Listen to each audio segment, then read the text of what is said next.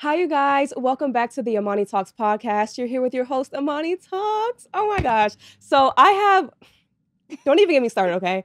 I have such an exciting episode. I have been waiting for content like this, and I have a very special guest with us on the podcast, Mrs. Brittany Gold. Thank you. Hi. Hi, how are Thank you you for having me. I'm all nervous. I love you. Don't be nervous. Don't be nervous. We're just having a convo, girl. So, Yes. tell us a little bit about what you do, Brittany. Okay, so I'm a retired Army vet, which a lot of people don't know. I spent 14 years in the U.S. Army. Oh, wow. So I'm retired now officially. I've been a YouTube content creator for 9 years, social media content creator. I've worked in marketing, juggled many hats, entrepreneurship. Not much I haven't done. Okay. On the positive side of the world. Yeah. But yeah, it's a little bit about me. Now I'm looking forward to being a stay-at-home mom and a content creator. So okay. Yes. Definitely. Okay, so I'm really excited, you guys, that I have Brittany on because I was just watching a little bit of her YouTube earlier today to get like a good idea of who Brittany is. And I just totally fell in love with her story because I told you guys season 3 is going to be focused on marriages. And I'm going to be talking to the wives, of course. And Brittany just recently got married. You said it's been less than a year for you guys. Yes. We're in Still our first newlyweds. year. Newlyweds. Yeah, how's it been so far? It's been good. It's challenging, but it's been really good. Blessing. Okay. It's been a blessing. Okay, seriously. perfect. On my Patreon, you guys go and follow the Patreon, patreon.com/Amani Talks. I had a conversation with my co-host Shorty Mac. And we were talking about how we want to date differently, right? Because if what you're doing ain't working, what's the harm in doing something different, right? And so I really love Brittany's story because she did things exactly the way that me and Shorty were talking about. And when I had the episode come out with me and Shorty, there was a lot of, it caused a lot of, conversation, let's say, particularly around the way that we date as a society. And the men were saying, okay, so basically Shorty was saying, I'm not going to have another boyfriend. I'm going to date, I'm going to be courted, and when he knows, he knows. And a lot of people thought that was extremely unrealistic because there's a worldly way of doing things, a worldly view. The worldly view would say, no, I'm going to have a girlfriend. We're going to live with each other 1 to 2 years. We'll get married maybe, but, we're having sex. We're doing the whole enchilada. Yeah. We probably will have kids before we get married. The whole thing. That's the worldly way of doing things. And we are seeing that that's not working out. That's not working out. At all. Because why are so many of our marriages ending in divorce? And then a lot of the marriages that we enter into, we shouldn't even be doing it in the first place. Hello. So I really like Brittany's story. So let's just get into it, you guys. So I really liked how you were talking about how of a short engagement, I guess, before you met your husband until you guys walked down the aisle. So how much of a time was that? We were engaged for like 3 days. Wow. Yes. That's what people don't know. I've never said that before publicly. We were engaged for 3 days. So by the time when we got engaged, we were already planning our wedding. Yeah.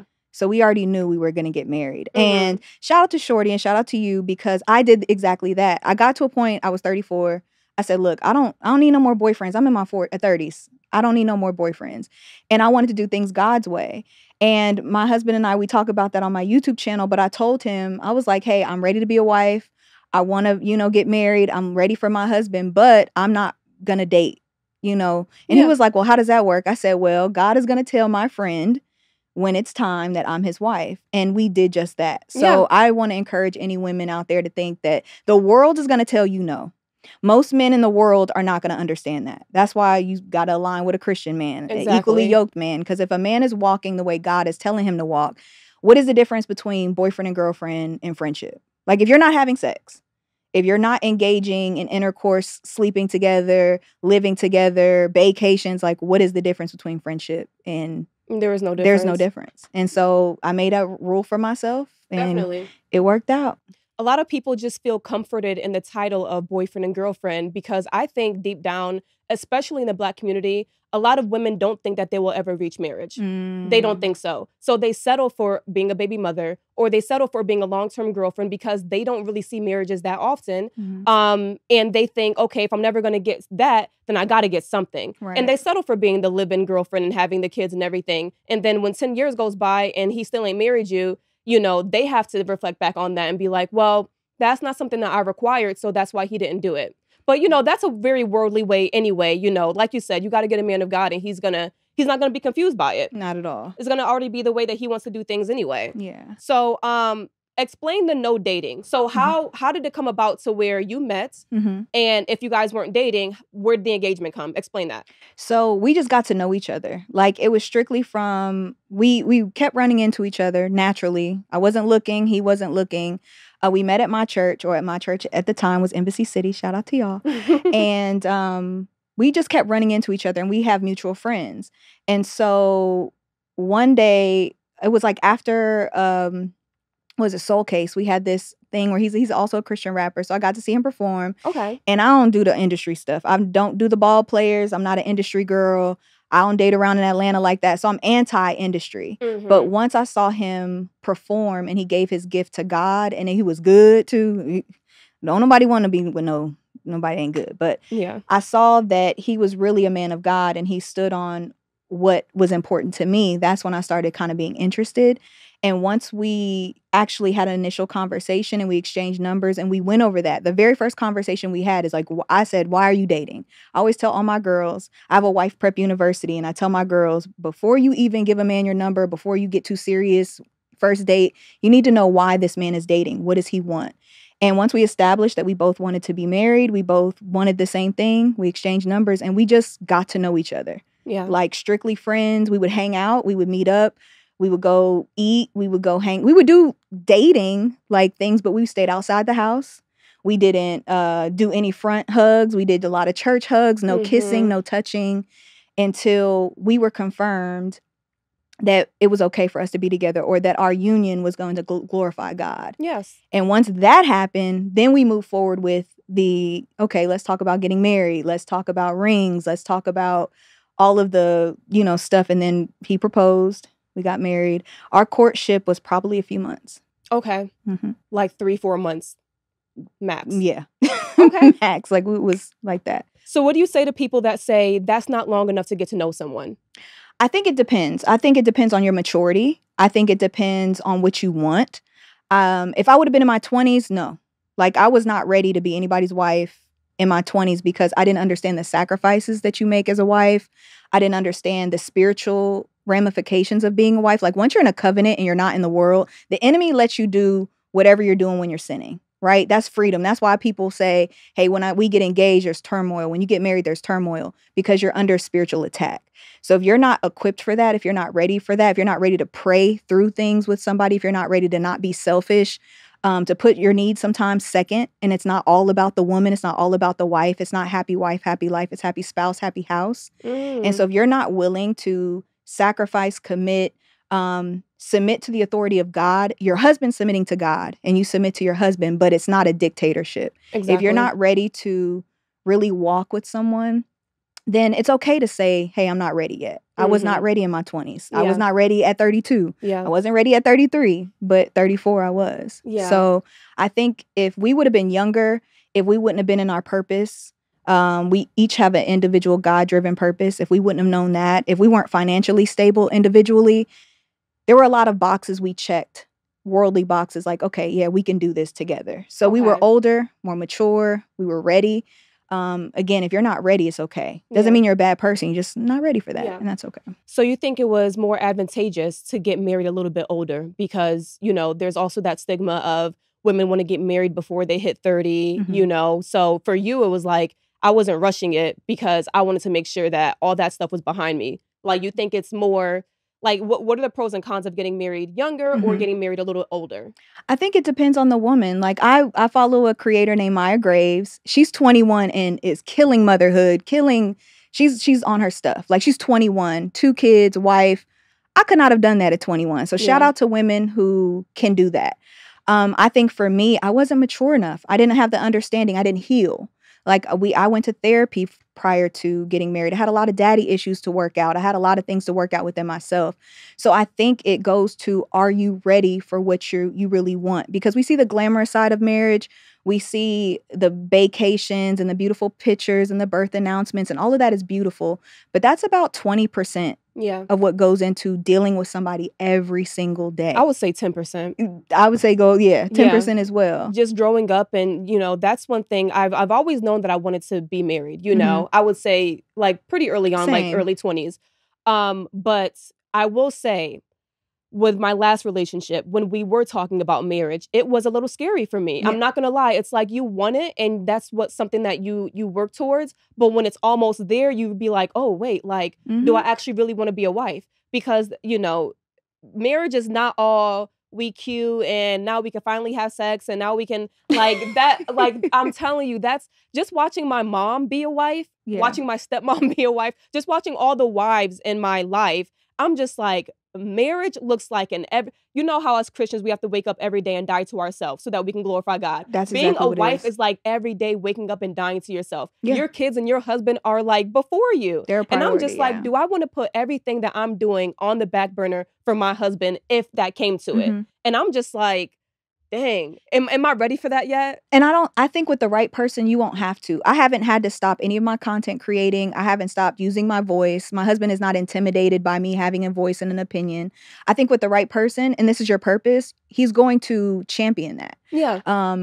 So, and I don't think that women or wives should put themselves last, but I think it's just about the priorities of the day. Like I'm going to give birth in a few months. So there's going to be a season in my life where that baby is going to come before me and my husband need to sleep. You know, there's going to be a season where maybe your husband needs you more in prayer at a certain time, or I think it's give and take and just understanding that marriage has seasons. Yeah. And are you okay with sacrificing? You shouldn't have to sacrifice for the detriment of yourself, like to where you're nothing and you don't have anything and you're like, I think when women see women who suffer, I personally think they just married the wrong person, to be honest. Yeah. But there is a level of sacrifice that comes along with being a wife and being married and being a mother, you know? So if you're not ready for that, there's nothing wrong with being like, one day, but not today. Yeah. I think so. Before you married your husband and before you guys courted, I guess, before the engagement and everything, what was your view of dating? Were you a girlfriend before? Did you always do it God's way, or was it something to where you were just like, okay, now I'm going to do it this way? Girl. And was it something different before? I did all the wrong things. Let me just tell you, I was in the world. I was lukewarm. I did everything wrong. You know, I've had boyfriends. I was not a virgin when I got married, and somebody gonna be like, "Oh, that's so whatever." I was an adult. Yeah. I actually lived with somebody prior to 2 years prior to meeting my husband. Wow. So I did all the wrong things. Yeah. The only thing I didn't do by the grace of God was have a baby. And so when I got to a point, and I was about 32, and I was happy. I had money. I was living my life, traveling, selfish. All the things, had a dog. I was good. But I got to a point where I was just like, I want to get married. I'm starting to have the desire. I'm starting to take it more serious. But nobody I'm meeting is taking me serious enough to be married. Nobody's asking me. They might talk about it. They might entertain. They were good guys. Like, people think, hey, everybody ain't dating a Pookie and a Ray Ray. I didn't date Pookie and Ray Ray. Yeah. I had corporate men, lawyers. Like, we ain't gonna go there. But I had professional men. So it wasn't that I was getting low grade, low level, no good guys. But for whatever reason, I wasn't attracting men who were serious and wanted to take that next step. So I had to do a self-evaluation. And I said, what am I doing? This is where a lot of people don't want to do the work. What am I doing to attract the same type of person? I was getting same age, same mentality, same space, right? They were like good, but they weren't ready. Yeah. And so once I healed, I stopped dating for a while. This was 2 years prior to my husband. So yes, our courtship was short, but I did a lot of work prior to meeting my husband. Yeah. So I took a step back. I got a life coach. Shout out to Spicy Mari. A relationship coach. I went to therapy. And in the midst of that, I had no idea how much work I needed to do on myself. I had no idea how hurt I was, how the daddy issues I had, the abandonment issues I had. I was one of those strong, independent, I don't need no man, but I want one. Yeah. And not understanding how that played in my nonverbal cues, the things I would say, the men that I would attract, and even just my interaction with men. I didn't understand them. Yeah. So once I did the work, I undid all of that. I healed. Then I started attracting different. Okay.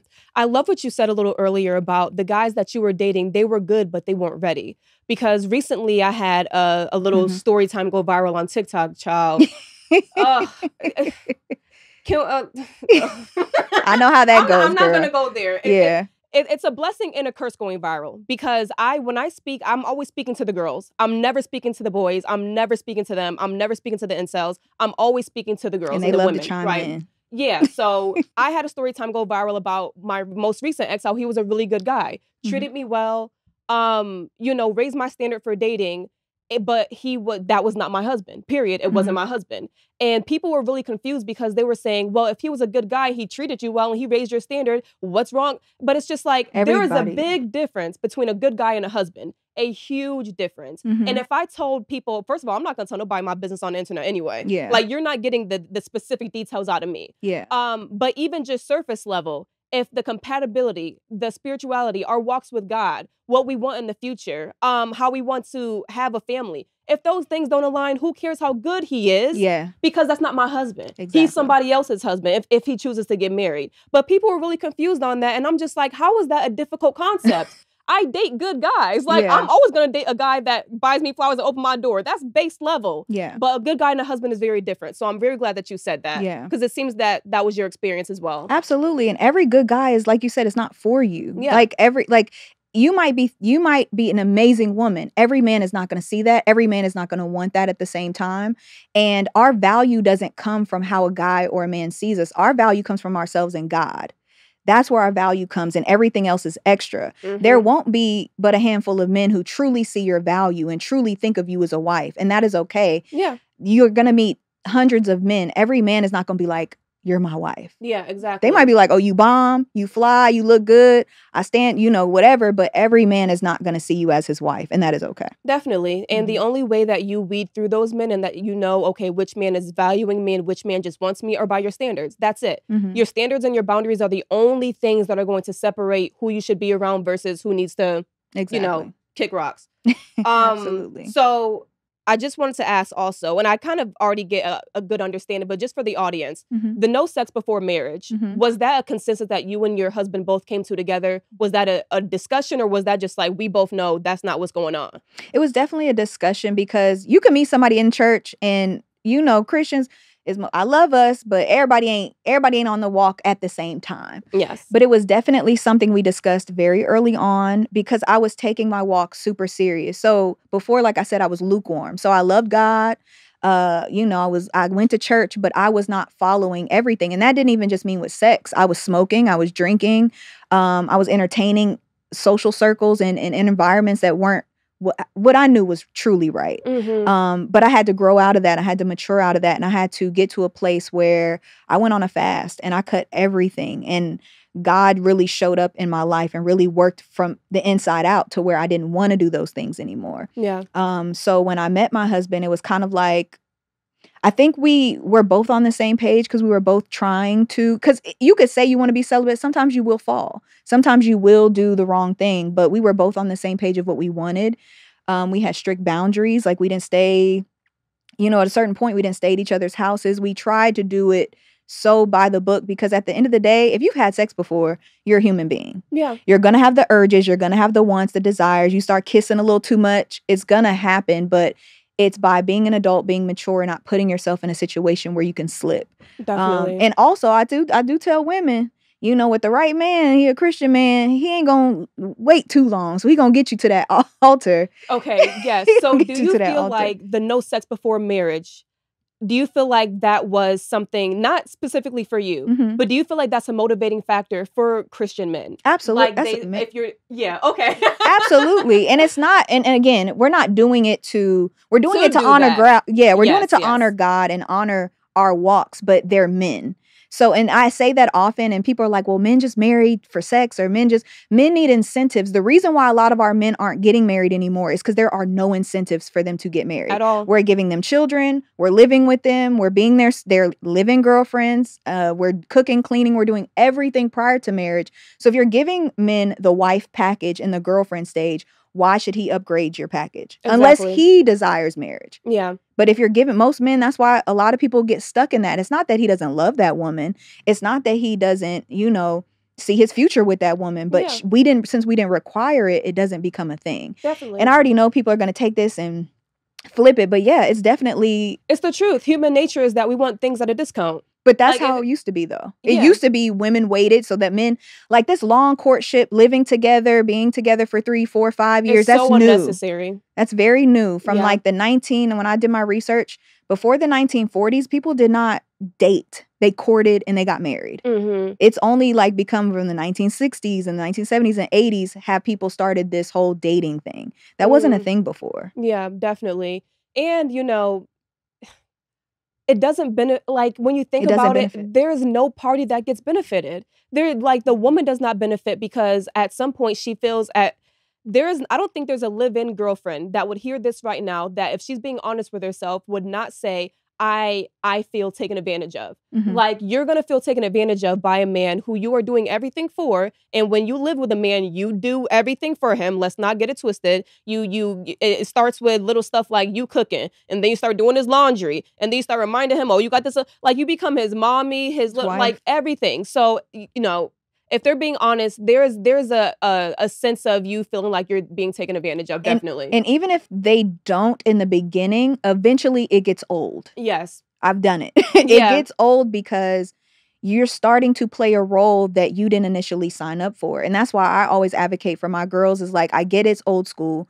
I get a lot of men there will be men that will tell you, no, they're not for you. Yeah. But there does come a level of respect and reverence. And you can change your mind at any time. Like I share my story, not because I'm better, not because I'm just this, oh my gosh, best Christian walking. No, God has graced me with this life. But I do know that I did it the wrong way and I did it the right way. And the wrong way does not work. It doesn't benefit women. The men get the upper hand when you are their wives prior to marriage. When you're giving a man a wife package on girlfriend level, I always say work at your pay grade. If you're a girlfriend, it's not your job to cook and clean. No. Now, if you want to cook and you give him a plate, cool. If you want to, you know, but you come over his house, that ain't your house to clean. Yeah. You let him clean that, or his mama. Definitely. Ain't your house. So, what you were saying before about, you know, when we were talking about the sex and the men and everything like that, and you were saying, you know, Christian men, you know, sometimes lukewarm and everything. Mm-hmm. Do you feel like true men of God are hard to come by? Everybody's walk is different and everybody's at a different stage. So I don't want to say that men of God are hard to come by. A man who's truly disciplined in what he's doing in any walk, you could be a Christian, Muslim, whatever, it doesn't matter. I think that a man truly trying to honor God is rare, but you get what if you are that, you will attract that. Yeah. I'm a firm believer, and everybody's at different levels. So, and I don't like ever sharing my timeline because I don't want people to be like, well, she did it in this time. So because God might have you single for 3, 4, 5, 10 years. Yeah. I don't know everybody's path. So I wouldn't say it's hard to come by. I think whatever is meant for you, if you're ready and you've done the work and it's supposed to happen, then it will happen. Definitely. But you can mess up your blessing for sure. Yeah. I think that I've just seen this trend. And I will say, because I've gone to, you know, I grew up in a mixed church, but it was, you know, very white. And I've gone to Black churches and everything. And I will say that I definitely see a trend in Black churches to where, you know, people show up and it looks good, you know, and these men call themselves Christian. And they will, you know, put it on their social media, man of God and everything like that. And then you go on a first date and they ask you about threesomes. Like it's happened to me. So I really, and I'm just going to be honest, I see it a little bit more with the Black Christian men. And so it's really discouraging sometimes when you are a woman, a Christian woman, and you're trying to not find your partner, because it's not our job to find a partner. But, you know, when you're in that season of your life, and you are trying to date within your church, you know, just make sure. And then even the men in the church aren't doing it right. Yeah. And, you know, I've gone on, well, I didn't go on the date, but I've met, you know, guys out and they're just like, oh, yeah, I go to this church. Or I even met a guy that said he was a pastor. And then we're on the phone and he's trying to get me to come over to Netflix and chill. And I'm just like, see, this is why, like, when, you know, I just recently came back into my walk with God, 100%. This is new for me. Yeah. It's been the past few months, ever since I broke up with my boyfriend, and that was about 2 months ago. But even before, the breakup was really because God was transforming me and I couldn't take that relationship anymore, to be honest. But, so I spent several years, I used to work in the clubs as a bottle girl. I spent several years being 100% worldly. Yeah. But one thing I will say is that when I was out in the world, I never talked to people about God. I did not tell them I was a Christian because, number one, you tell people you're a Christian and you're doing the same thing as them, they'll either take it one of two ways, I feel like. They'll say, oh, this is why I don't go to church. These people, they're hypocrites. They be talking, go to church and then they drinking like me. They'll either say that or they'll say, oh, there's a Christian next to me. So what I'm doing isn't so bad. Like, this is a good representation. It makes me feel comfortable. Yeah. And neither one of those things are bringing people to Christ, know. So when I was out in the world, I would never tell people that I was a Christian because I didn't want to give God a bad rep. And I don't know, either way, that's just me personally. Yeah. So, I really hate that it seems like there is a big chunk of men that will be in the church and tell you that they're a man of God, but they're not waiting before marriage to have sex. Right. That's the one thing. If they are good on everything else, that's the one thing that they're just like, yeah, I'm a man of God, but we still gonna have sex. And it's just like, come on, bro. Like, I'd rather you just not say nothing. Yeah. You don't gotta tell nobody that you a man of God because you ain't acting like it. Yeah. I get you. I just always encourage women that all you need is one. You just need one husband. Everybody is not going to fit the bill. Because I could say the same thing about women in church. Like, I'll see women of God, but then I'll see pictures on the sink. Yeah. Or I'll see a lot of, so I say you just need one, and you just got to test the spirit by the spirit. Like, if a man is saying he's a man of God and he's supposed to be doing something, especially a preacher, he's going to be judged at a higher level according to God, right? So if he's not walking, if he doesn't understand the basic fundamentals of what God is telling us to do, then you just know this isn't a man I need to spend too much time getting to know. It's up to us as women to eliminate. Yeah. You're just like, slow to hire, quick to fire. Shout out to Soulmates way. He's a creator as well, a Christian creator. He always says that, slow to hire, quick to fire. Just as soon as you see that this man is not operating the way we know that men of God are supposed to operate, it doesn't matter where you meet him. Just cut him off. Like, let him go. And the more you eliminate, the closer you're getting to your person. It's just going to take time. In the meantime, I always tell women, enjoy your life. Don't sit around waiting to be presented to a man. Like, get out there, get some hobbies, have fun, be in your purpose, have your career, live your life. You have friends. You should have hobbies. You should be enjoying your life so much with you and God that when you do meet him, it's just like, oh, thank you. It's like an extra. It's an addition. It's an addition not to a your life. Exactly. Definitely. One thing that you said in your YouTube video when you were with your husband that I recently myself just really came to understand is you were talking about how the idea of soulmates is not a real thing. Not to me. Yeah, and I really have just recently, because growing up my whole life, I really kind of thought that soulmates were real. That when God made you, he made your other half. I really used to believe that. Yeah. But, I recently came to understand that's not true.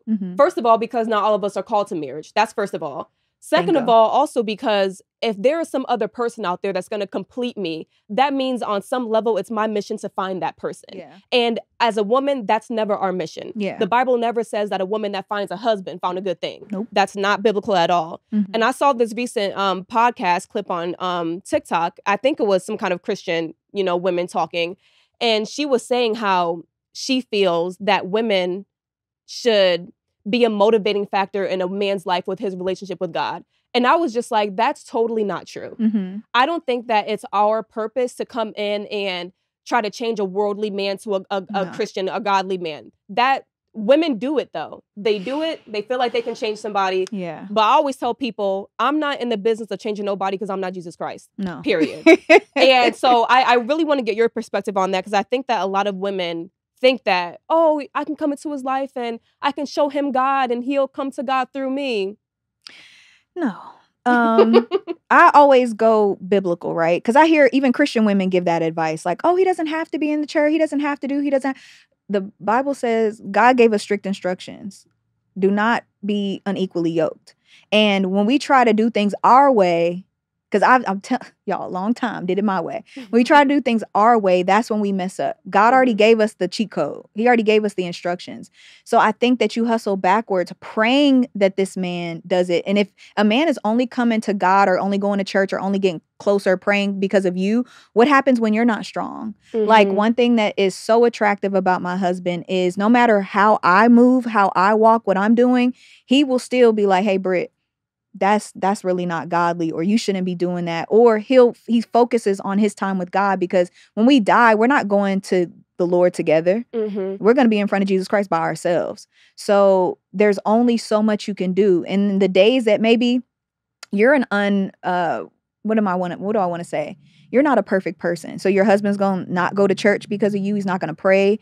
He's not going to stand in the fight. Like, God forbid, you know, in my pregnancy, I had a medical emergency. My husband prayed over me. It can't just be the woman all the time. And you don't want that. Your husband is the head of the house because he's led by God. Yeah. If he's not being led by God, who's leading him? Himself, his ego, the Bible already told us don't lean on our own understanding. Yeah. So I'll go back to your point. They're rare, but I think that they're just as rare as a good woman. Mm-hmm. You know what I mean? So if you're out there, then that means that man is out there as well. Yeah, they're definitely. just not every single man. But I hope I answered your question. No, you definitely did. Yeah, it's definitely not the woman's responsibility to lead anyone to Christ. Invite them to church, girl. Make that your brother in Christ, and that's it. And like, separately, like definitely. I don't believe in dating in the church, because church communities can be very small, and people do claim people. Prior to them even doing anything. You know, church folks, oh, she used to talk to him. Yeah. Me and my husband met each other. We went to separate churches. We just happened to meet at my church, but he wasn't an attendee of my church. And even when we would go to each other's churches, we would visit separately. We didn't start sitting together until we knew, okay, we're about to get married. We're together, type of vibe. But no, I don't recommend dating in church. He should be your brother in Christ until he's like, hey, I think you my wife. And then you guys court and get to know each other accordingly. But I don't be liking all that. Yeah, definitely. It sounds very messy. Yes. Because church folks can be messy too. It's very like they ain't perfect. Fact. They can be messy too. Facts. So I think we already kind of covered it in the beginning, but when I was saying for me, I've always kind of known that I want to be married. Was that the same thing for you? Did you always know that? Okay. As a little girl, I've always wanted to be a wife and a mother. I didn't know when that was going to be. I thought it was going to happen way sooner. We all think that it's going to happen in our 20s and things like that. 23. Yeah, 23, 24. And then you get 25 and you're like, oh my gosh, I'm not ready. Or you hit 30. I don't think just because you hit 30 means it's time for you to be a wife or a mother. And I get it. Everybody, it's harder to get pregnant, all this stuff. I got pregnant like that right after marriage. So let God do his thing. But I don't think that there's a specific age or time. I think it just, when it's meant, if you're doing the work, because you can fumble your blessing. I don't believe that what's meant for you, that God ain't nothing. No, you can mess up your blessing if you are not ready, if you don't prepare. You can definitely delay your purpose. Exactly. So I just think that I think like you'll get tired of being by yourself. Yeah. You'll get tired of the world revolving around you. That's kind of, I got to that point, I want to say 33. I was like, okay, I've been doing me for so long. Like, I'm over this. I'm okay with taking care of somebody else. I'm okay with not being selfish. I'm okay with, it's not my time. It's I want to take care of somebody else. Yeah. So you'll get to a point where being about you anymore isn't really like you fun. feel fulfilled with you living by yourself for 33 years, and now it's like, okay, I did everything single. Travel, movies, dinner, name it. I did it single. I had a good time. But I was over it. I was like, okay, I'm ready now. Yeah. So going back to what we were saying before, how not everyone's called to marriage, and you saying that you always wanted to be married, what if God didn't call you to marriage? Would that have been something that was kind of like, a point of contention? Like, do you feel like if God didn't call you to marriage, you would have been disappointed? Of course. I think, yeah. I've had that conversation with God. I was like, God, if I'm not meant to be a wife, just tell me so I can get over this and move on. Felt that way about being a mother. I was getting older. I was like, hey, if it ain't take the desire from my heart, I don't want it. But I would have just continued to live. I would have continued to do whatever God has called me to do, because just because we want something doesn't mean it's for us. Like you said, everybody's not called to wifehood. Everybody's not called to motherhood. So I think that if it wouldn't have happened, I would have been disappointed, of course. But am I supposed to not live and have a great life because I don't have that one thing that I desired? Yeah. So I think I'd have been very disappointed, a little heartbroken, but I would have been okay. Okay. Maybe. I don't know.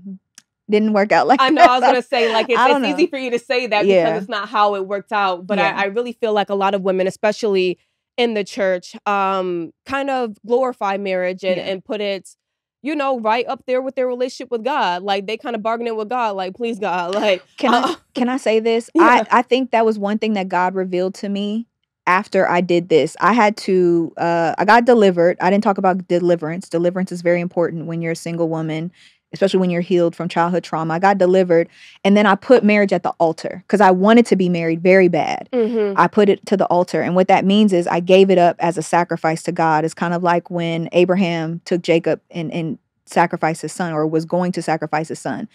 I think some of us don't have our husbands because God knows that if he gives them to us too soon, we're going to put our husbands before God. Yes. And we're going to idolize marriage and God and family. God does not want anything to be an idol above him. So I did that. And I felt like God told me, now you're ready. Because if I would have gave you him prior to you doing this, you would have loved him more than you love me. Yeah. And that's a very real concept. And we do it pretty often. We do it with our careers, with our children. Money, definitely. And that's why a lot of us are not, I'm not pocket watching nobody. But I think for me, God has revealed recently that I put what I'm doing with my podcast and my social media and everything, he revealed recently that I put that before him. He basically just revealed to me that my job was ahead of him. Like, I was so focused on, Amani, the girls like Amani, like, they like when I talk and everything. And then he was just like, okay, well, if you don't have that, what's going on? Like, what's going on between me and you? And it took me a while to realize, like, because I was fasting before Easter. And I was fasting from social media a little bit. I started to do my job and post stuff and everything, but I was fasting from scrolling, fasting from alcohol. And it really got revealed to me that one thing I was praying for was patience. And I was like, I lacked a love for people, and I lacked patience, just to be completely honest. And I always hated that about myself because I want things like in traffic, I'm cussing people out, in my head, like that's me. So as I was praying for patience, and as, these things were happening with my social media, God revealed to me, like, you were praying for patience, and the testing of your faith does produce patience. So it revealed to me, like, when you pray and you ask God for things, he will give it to you, but it's not like him flipping a wand, like, oh, you asked for patience, here's your patience. He's going to test you. There's going to be things in your life that produces what you're asking for. And when I realized that, I was just like, oh my God, God is giving me some patience. Like, I was just like, it's just so crazy the way that, what's going on in our lives produces different things for us. Because for me, it was like, God, like, I want to love people like you love people. Give me patience with people, like, I don't want to cuss nobody out this week. Like, give me patience. And through my social media, through that, that clip that went viral and everybody was coming for me talking about something, he was a good man and you still left him. I was just like, wow, like, I really realized I was putting my social media before God. And now that people aren't liking me this week, is my relationship with God still the number one thing? Like, he revealed to me, like, I can take this away, girl. Right. I can take this away. You could say one, because we see it so often on social media. Yeah. People will love you one day. You say one wrong thing and they all over you. So he was just like, if I take this away, girl, don't make me take it away, because I will. Yeah. And I was just like, okay, I really need to put God before all these things. And that's a big motivator for me as to why I really kind of switched my content around. Because I don't know if you really saw a lot of what I was doing before, but it definitely, the content, even though I'll say I wasn't wrong. No. I didn't say nothing wrong. I didn't say not one thing wrong. No. But it's the way you say it. And it was definitely not out of love. It definitely caused a lot of divisiveness and contention between men and women. And I wanted it to be to where all that stuff, it causes, it's good conversations. And, people learn things. But if they aren't learning about God, then they're really learning about nothing. Like, if I'm talking about relationships and I'm not talking about God, what are the relationships about, And so I recently came into that. And when Christy sent me your profile and she was like, oh, like, my homegirl Brittany, like, she'll be great. And I was just like, oh my gosh, like, the perfect person to, like, start off this new season.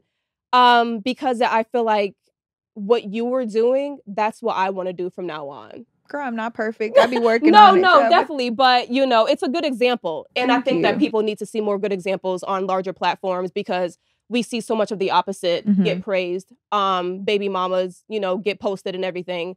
And honestly, I'm sick of it. I'm sick of it, and I don't want people to see that anymore. Right. And I want to, because I often speak about that too. It's never a contention of single mothers, right? Because we know that single mothers all the time don't do that on purpose or whatever. But I do want to change the narrative in our community that babies are created we can be in a space where that doesn't happen. We don't have to set ourselves, we can't be so nonchalant and just be like, well, things happen. No, we lay down with these men. We give them children. They were conscious decisions. They're conscious decisions, regardless if you meant for the outcome or not. And when we can take back that power and say, no, I'm not going to do this with you, or no, you're not my husband, or no, you don't deserve this, because you don't. The only man that deserves your body is your husband. So I don't care if 50 million people or 50 men are, rest in peace, KS tells you that if you had sex before, if you had kids before, that why should any man wait? The right man will. And if you have to die on that hill to honor God, then it is what it is. God told us, don't do this. Yeah. It's not about a man. Yeah. And men on the internet, child, they don't count. No, it's the man sitting across from you. And if that man is not honoring God, you don't want to follow that man anyway. Definitely. A man of God, regardless of your past, and that's going to be up to the man, but he's going to see, okay, she's trying to make it change. She's trying to do the right thing. He's going to want a woman who's going to honor God. Oh, definitely. So, and I love that you were saying, I just want to say this to the women. There's nothing that you were doing in the past that you can't stop and change tomorrow. Absolutely. I don't care if you were just doing it an hour ago. If God has changed you in this second, you can always change and do better. Don't let nobody tell you, what you talking about? You was just in the clubs working as a bottle girl last year. I don't care. Because God is using that as my testimony to bring other people up from that. Absolutely. So it doesn't matter what you was doing yesterday, girl. You can always do better. Don't let nobody tell you, these men be bald-headed and ugly anyway. Like, why are you even listening to them? They do. And when you said KS, I was like, who's KS? And then it dawned on me, child, you see how he passed away. We ain't going to talk about it, but so why you don't listen to them. Listen to us. You can always change for the better. Brittany, I want you to just give the girls one piece of advice to close out this episode. What do you want them to know about the correct way to date? Not finding a man, but your husband being revealed to you, anything. Lord, give me some words. I want to say, don't worry about a man being your meal ticket. I know that that's going around a lot. There's a lot of culture where there's a lot of transactions going on. It's okay to be independent financially while you're single, so that when it is time for you to get married, you're not relying on a random man or an ex-boyfriend or whatever, or somebody's grandfather to fund your life. I worked very hard. Now I have a very soft life. Like, my husband is the breadwinner in our household. However, I'm retired. It is okay to work for the life that you want.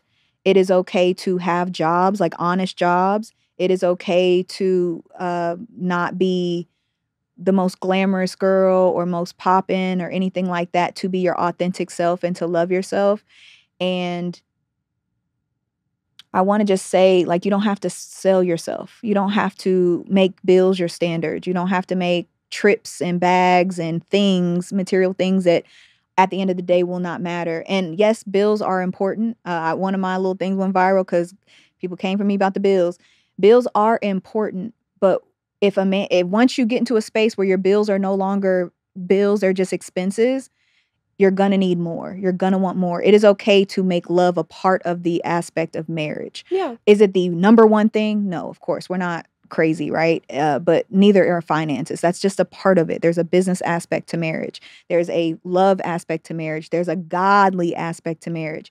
And without God, all of it falls apart. So it is okay to take care of yourself, love yourself, and be by yourself until you feel that somebody is deserving of you being their wife and making all those sacrifices for you. Yeah. And it is okay not to give a man a child or your body, even if you've done it in the past, until he's your husband, because that's really the only man that deserves it. Definitely. Is your husband. Yeah. In a world full of girls trying to be like Shira 7, it's okay to still be a lover girl, sis. Don't try to copy nobody else, do you? All right. Thank you guys for watching. Brittany, thank you so much for being here. Oh, I love this so much. Thank you so much. You guys will catch me next week on the next episode of Money Talks Podcast. All right. Bye. Bye.